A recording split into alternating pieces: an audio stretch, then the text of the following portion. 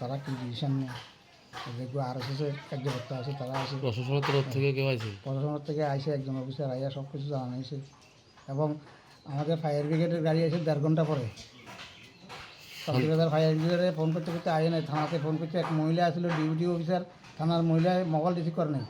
এরপরে 1.5 ঘন্টা পরে ফায়ার ব্রিগেডের গাড়ি এসে আগরতলা অফিসে ফোন করার পরে এই হলো আমাদের ফায়ার ব্রিগেডের কন্ডিশন। আর পিএসের কন্ডিশন, একজন মহিলা ডিউটি অফিসার আসলো, তার নাকি ফোন করতে করতে RSS-এর কার্যকর্তা ফোন করছে, ফোন করার পরে হ্যাঁ মোবাইল রিসিভ করছে না। আর কিছুক্ষণ আগে ফোন করে জিজ্ঞেস আমার মোবাইলটা রিসিভ করছে না, আমি করতে পারি, তো আমি ডিউটি অবস্থা আসলে মোবাইলটা কেন রিসিভ করতে না। ফায়ার ব্রিগেডের গাড়ি যদি লগে লগে হয় তো আমার এত বড় ক্ষতি হচ্ছে না।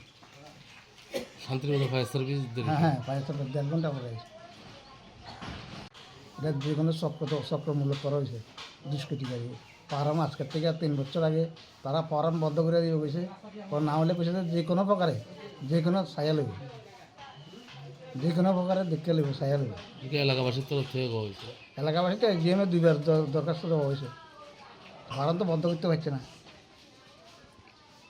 আগুন লাগাই দিচ্ছে। এমনি তো রাজনীতি কোনো কিছু না, রাজনীতি কোনো কিছু নেই। তো কালকে রাত্রে 3:10 তারা কারা কেটেন না দুষ্কৃতিকারী হয়ে আগুন লাগা দিছে।